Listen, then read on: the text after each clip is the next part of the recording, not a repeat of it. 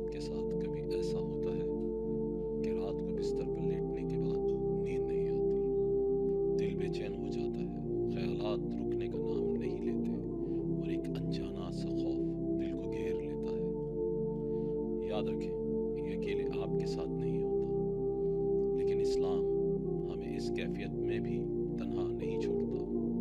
نبی کریم صلی اللہ علیہ وسلم سونے سے پہلے ایک مختصر مگر بہت گہری دعا پڑھا کرتے تھے۔ وہ دعا ہے اللہم باسمک اموت و احیا۔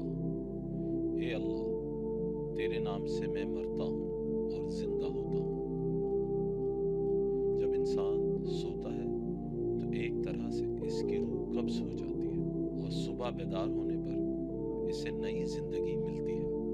تو یہ دعا اس حالت پر دلالت کرتی ہے کہ تمام زندگی اور موت صرف اللہ کے حکم سے ہے۔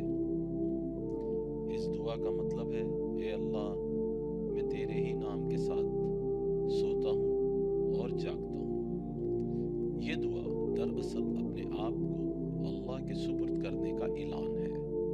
جب انسان یہ کہتا ہے کہ اے اللہ، میری نیند، میرا جاگنا، میری حفاظت سب تیرے ہاتھ میں ہے، تو دل کو سکون مل جاتا ہے۔ یہ دعا سونے سے پہلے پڑھی جاتی ہے اور جب صبح اٹھا جائے تو اس کے بعد الحمدللہ کہا جاتا ہے۔ نبی صلی اللہ علیہ وسلم سونے سے پہلے وضو فرماتے، دائیں کروٹ لیٹتے اور یہ دعا پڑھ کر اللہ پر مکمل بھروسہ کر کے سو جاتے تھے۔ یہ ہمیں سکھاتا ہے کہ نیند صرف جسم کا آرام نہیں بلکہ دل کا سکون بھی ہے۔ جب دل اللہ کے حوالے ہو جائے تو خوف کم ہو جاتا ہے اور وسوسے خاموش ہو جاتے ہیں اور نیند رحمت بن کر آتی ہے۔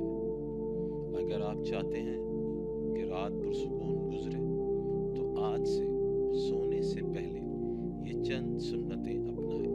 وضو کریں، دائیں کروٹ لیٹیں، دل کو اللہ کے حوالے کریں اور آہستگی سے پڑھیں اللہم باسمک اموت و احیا، اللہم باسمک اموت و احیا۔ یاد رکھیں،